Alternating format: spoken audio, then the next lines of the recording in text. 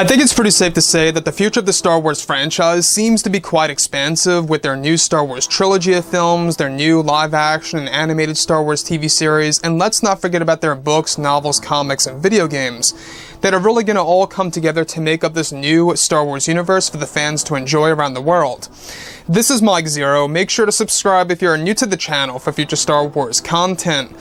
Now, the one thing about Disney Star Wars is that we do know that they are indeed heading in a better direction. Essentially, Bob Iger and Bob Chapek really want to embrace the future of the franchise. You know, as we all know, Iger is not going to be around here forever, but Chapek will be for a very long time to really take the keys full time and take control of Star Wars. Now, the thing about The Rise of Skywalker, there's no doubt in saying this, that a lot of fans had many different issues with this movie, such as the pacing and the creative choices, or the use of some of the characters in the film. I mean, the list goes on. A lot of fans have multiple different types of criticism about the movie and how Kathleen Kennedy treated the very end of the Skywalker saga, and a lot of fans have been very curious about what could have been for Episode 9 if it were not for Kathleen Kennedy. Now, thanks to Bob Chapek, he's going to make sure that a lot of fans get a sense of what The Rise of Skywalker could have been if many of the scenes were not deleted from the film, such as all of the Luke scenes, the Anakin Skywalker segments, the segments involving Ben Solo and Rey, and so much more. Now, what's really intriguing about all of this involves the JJ/Lucas cut, also known as the 4-hour cut of The Rise of Skywalker. Now, specifically, of course, with both Disney and Lucasfilm now finished with The Rise of Skywalker, they are now focused on how to reunite the Star Wars fans and to fix the Star Wars franchise. It's explained that currently both Disney and Lucasfilm are planning to release the JJ/Lucas cut out of The Rise of Skywalker sometime in 2023 that will include tons of deleted scenes as well as a handful of the endings that were going to be a part of Episode 9 before Kathleen Kennedy deleted the scenes from the movie. It's explained that Chapek plans to make the cut around 4 hours long in length, where one of the scenes that will be included involves a segment in the third act of the film where Ben Solo survives and is described to be in a brand new Jedi robe with Rey by his side.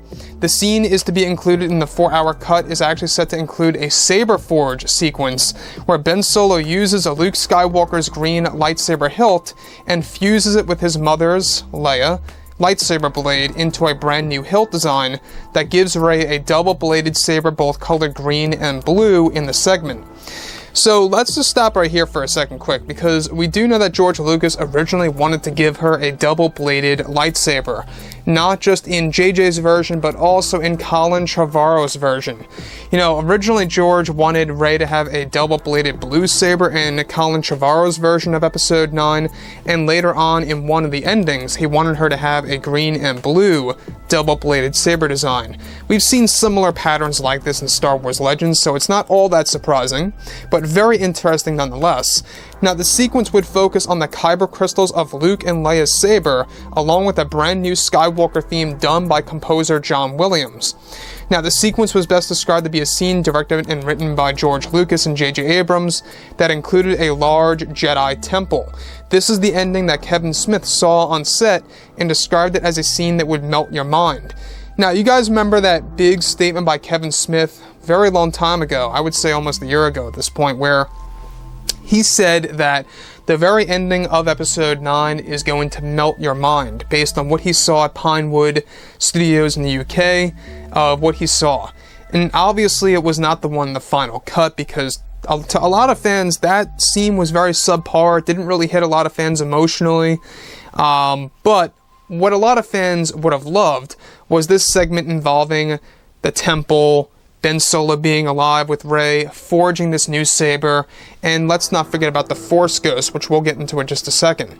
Now, the Jedi themselves, alright, this is where things begin to get very interesting, is that the Jedi Temple and the Jedi would actually be with the Resistance parked in front of it with the Falcon, would feature fireworks on a Tatooine night near, similar to the end of Return of the Jedi, where Ben Solo originally was set to have one scene with both Finn and Poe Dameron, where Rey, Ben, Poe, and Finn group up and actually stare at the large Jedi temple on Tatooine. Now, The scene was cancelled since it was a scene that was actually considered to be unrealistic by Kathleen Kennedy, with Ben Solo staying alive and Ben interacting with Finn and Poe, and how that did not make sense to Kathleen Kennedy. Now, the scene would also feature Force ghosts of Anakin, Luke, and Leia, the Jedi, in front of the temple and the Lars homestead, with no dialogue, staying silent.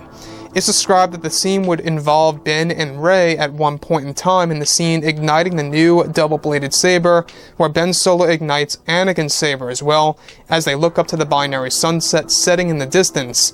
This was a sequence that was shot during the second phase of reshoots, before it got cancelled midway through, and that Disney plans to include this on the 4-hour cut of The Rise of Skywalker. Now, here's the thing that I feel makes this all the more emotional. As unrealistic as it really may sound to some of you guys out there, it would have been so surreal and honestly somewhat satisfying. I don't know about you, but to have Ben and Rey, or to have Rey introducing Ben to Finn and Poe Dameron and kind of just making things right, I think it would have been a very interesting take. It would have been a complete reverse of what happened in Return of the Jedi. If you look at Return of the Jedi, you know, there's no Vader present. You know, we do know that Luke sees Anakin's Force ghost, and that's about it. Leia doesn't see him because she's not trained through the ways of the Force just yet. This segment would have actually involved Ben being introduced to Finn and Poe by Rey. It's kind of like imagining if Vader survived and Luke introduced a redeemed Vader to Han and Leia. Very surreal, very interesting. I think it would have worked. I don't think it would have been something for all fans out there, but I think it would have worked generally speaking. So, like I said before in the past, guys, you know, drop a comment below. Let me know what you think about all of this in the comments, and if you guys did enjoy the content for today, do make sure to drop a thumbs up on this video to support the channel. I thank you all so very much for the kind support, and I'll catch you guys next time.